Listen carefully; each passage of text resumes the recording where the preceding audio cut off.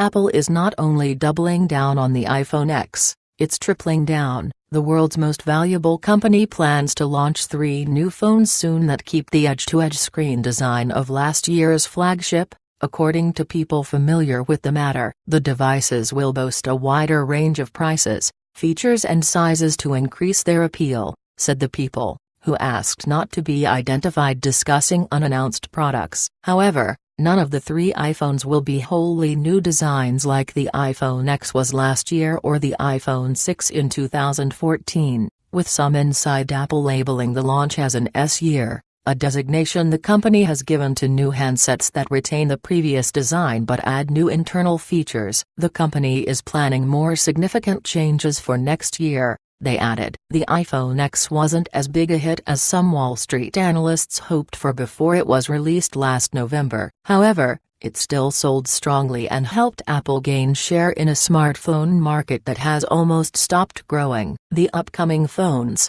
planned to be unveiled in September, show the company is adjusting its strategy. Rather than luring millions of new iPhone users, Apple's goal these days is to steadily raise average prices, while expanding the total number of active devices to support sales of accessories and digital services like streaming music and video. The iPhone is entering a period of 0 to 5% annual growth, and the things they're doing this fall will keep them on that path, said Gene Munster, a veteran Apple analyst and managing partner of Loop Ventures. The real sizzle for investors remains the iPhone because it's the hub for almost all Apple's other offerings like the Apple Watch, AirPods, and Apple Music, Munster added. Apple spokeswoman Trudy Muller declined to comment. Apple shares gain less than 1% to $217.24 at 9:37 a.m. in New York. The stock gained 35% this year through Friday's close. In early 2016,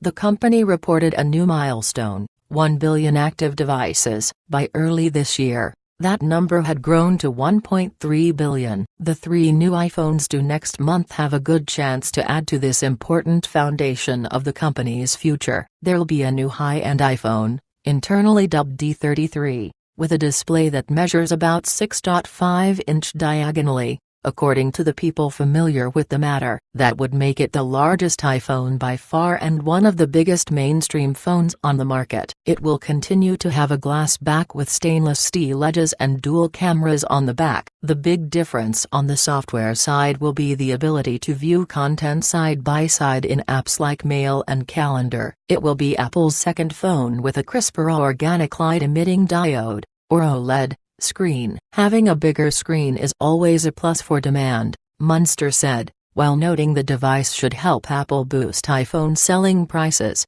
which has supported revenue growth in recent quarters. The average price of iPhones sold in Apple's most recent quarter was $724, up 19% from a year earlier. Apple also plans an upgrade to the current iPhone X with a 5.8-inch OLED screen, which is internally dubbed D32. The people said. The main changes to the new OLED iPhones will be to processing speed and the camera, according to the people familiar with the devices. Perhaps the most significant phone will be a new, cheaper device destined to replace the iPhone 8. Codenamed N84, it will look like the iPhone X, but include a larger near 6.1-inch screen, come in multiple colors, and sport aluminum edges instead of the iPhone X's stainless steel casing. It will also have a cheaper LCD screen instead of an OLED panel to keep costs down. The cheaper version's aluminum edges won't necessarily be the same color as the colored glass back,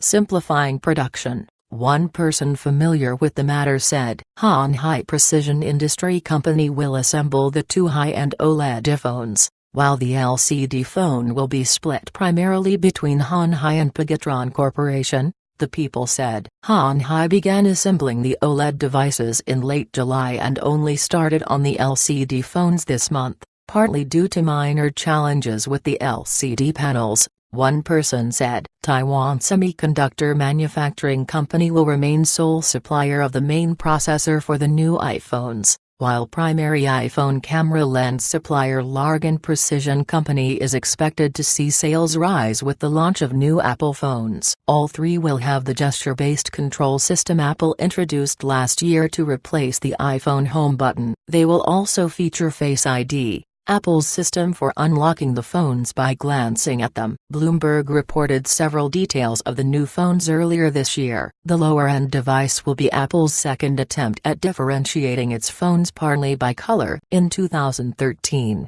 Apple launched the iPhone 5C, which was essentially an iPhone 5 in plastic casing. The strategy flopped with iPhone users preferring Apple's metal phones. This year's lower-cost iPhone will use aluminum edges, retaining a premium feel. Colors always give Apple a little near-term bump, but it doesn't change the iPhone's trajectory, Munster said. Apple is planning dual SIM card slots for the two larger phones in at least some regions. People with knowledge of the plan said that feature would let travelers easily switch between a local carrier plan and a new country or coverage area. The new iPhones come at an important time for the company. Apple is facing growing rivalry outside of the US, especially in developing markets where many people prefer less expensive phones with larger screens. The new low-end iPhone with the larger screen will give Apple a way to compete there. The launch comes on the heels of Samsung Electronics Company introducing its larger Note 9 smartphone. Alphabet Incorporated's Google also plans to debut new Pixel phones on October 9 at a media event in New York City. Other people familiar with the plan said. A Google spokeswoman declined to comment. The new iPhone lineup has presented Apple with a naming conundrum, according to a person familiar with the deliberations. The company will be selling three phones that look similar and all have Face ID, but the cheapest model will be larger than the mid-range version, potentially confusing consumers. While planning the new devices, Apple has altered the names multiple times. It has at least considered branding the new premium phones the iPhone X's, indicating that they're an upgrade to last year's iPhone X, the person said. The company has also weighed eschewing the Plus label for the larger model, which it has used since the iPhone 6 Plus launched with a larger screen in 2014. The final names could be different, the person noted. Beyond the iPhones, Apple has been working on updated AirPods, an AirPower wireless charger, a new Apple Watch, and revamped iPad Pro tablets for this year. The watches will look similar to current models, but will include larger screens that go nearly edge to edge. Their overall size will remain similar,